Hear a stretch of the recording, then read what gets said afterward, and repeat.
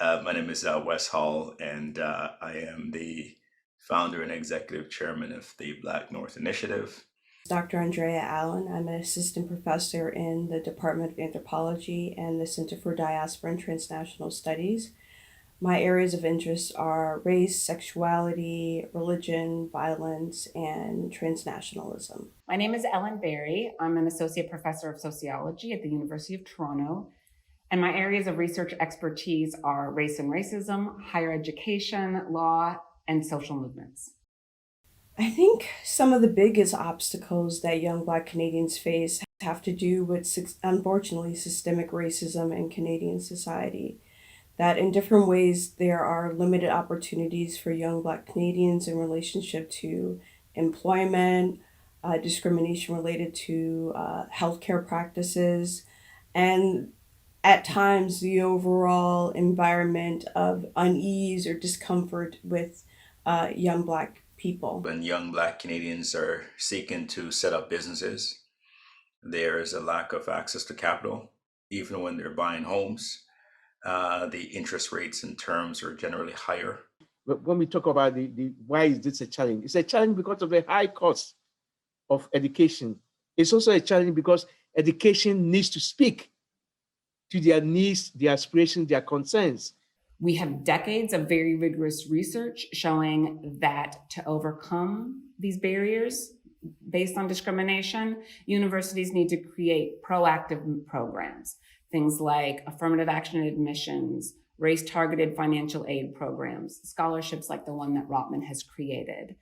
And these are really necessary for improving access for Black students to the top programs. Education can open many doors. Not only can education open many doors, education can also be a way for young Black Canadians to dismantle systems of oppression in Canadian society. I think higher education is really critical because it actually gets you in the door in the first place. Making education relevant, making education accessible, right?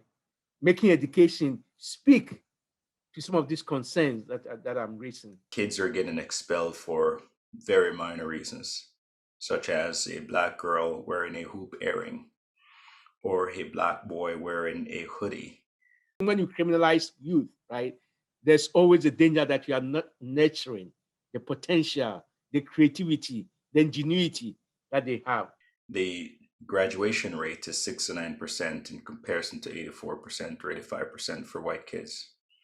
So when we think about it, for example, they're disadvantaged from high school, and then they get into university system, and they may have challenges. For example, they may have challenges coming up with the tuition because they may be from a single family home, and they may be raised by a single mother who has multiple children that they have to look after, and she may be working a job that may not be able to afford that tuition to go to university, let alone to go to graduate school. And when we talk about who we is, it's really important to think about the fact that Black Canadians are a part of the we, and that for society to move forward, they need to be included in how we talk about who is Canadian, how we talk about Canadian pride, how we talk about what it means to be Canadian, what it means to succeed in Canadian society. We are not providing the opportunities for them to excel, right? You need to provide the opportunities for people to excel, right? People will tell you, you just get out of the way so that I succeed. So let's remove the barriers. Let's remove the barriers, right? We need to remove those barriers. We critically need to remove them. And once those barriers are removed, we're going to see Black folks in multiple places in society. And then when people, young kids in high school, see representation at all these senior levels across the country of people that look like them, they may work a little harder. They are not led or inspired or influenced to go in that direction and to take business classes, to pursue an MBA. And I think that part of that has to do with the limitations that are put on young Black students. When they see a lack of representation, then it's almost like, why bother? Why put in all the time in when I'm never going to get that job that I want? I'm never going to be a lawyer. I'm never going to be a partner for a law firm. I'm never going to be a partner for an accounting firm. I'm never going to be a doctor. They're not told you can be an MBA student, you can achieve great success in business.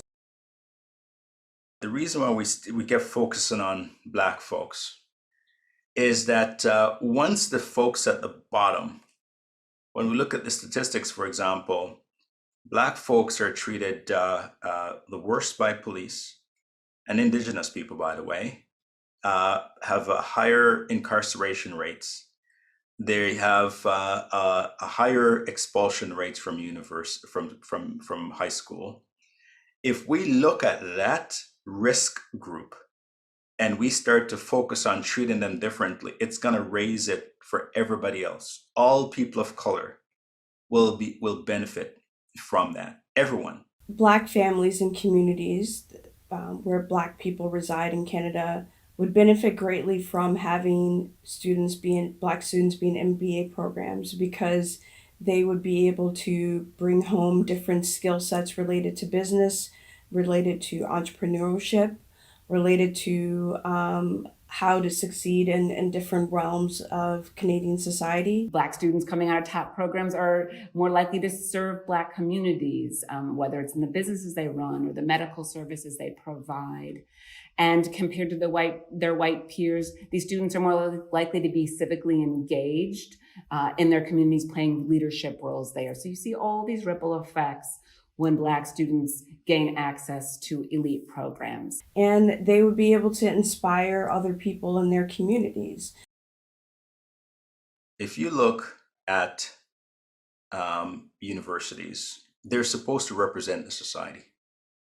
They're supposed to, right? They are supposed to go, we're going to enroll women, we're going to enroll people of color, we're going to enroll Indigenous people, we're going to enroll Black people, because our job is to educate and to make sure that there's representation right across the board.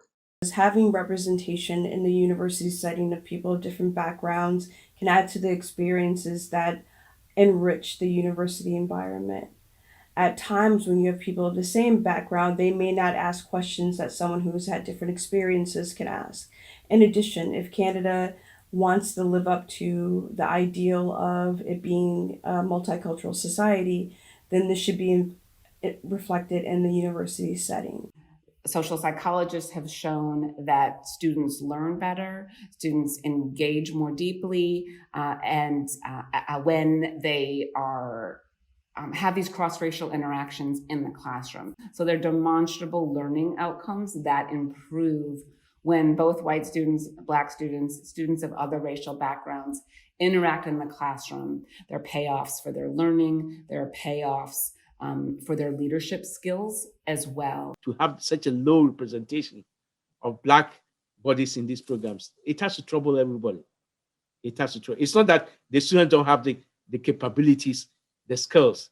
It may call for looking at sometimes our admission criteria, our selection criteria. It may call for more funding, scholarships to assist the youth in these programs. It's important for Canadians to remember that while affirmative action, race-targeted programs have been really controversial in the United States, we're operating under a different legal framework that recognizes the value of these programs constitutionally. So under the Charter, there's an explicit statement recognizing that programs are lawful when they intentionally try to remedy conditions that create disadvantage for people based on their race, including Black Canadians. Our government, our broader society has recognized that these kind of proactive measures, like the scholarship that Rotman has created, are necessary for achieving racial equality in society. I think it's important for Black students to dream and aspire to be in MBA programs, not only for themselves, but also for their communities and the Canadian society as well. I think at times, depending on one's circumstances and where you live, that you may not dream as big as you can. And I think dreaming big, part of dreaming big may be being in an MBA program, may be entering a university setting where you did not think that you belong. Because I think it's important for Black Canadian students to believe and know that they belong anywhere they want to go in Canadian society. The morning evening program at Rotman allows students to complete their MBA degree while working.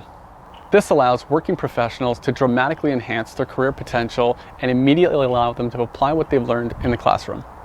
The students in the program have the option to study before or after class and do this twice a week.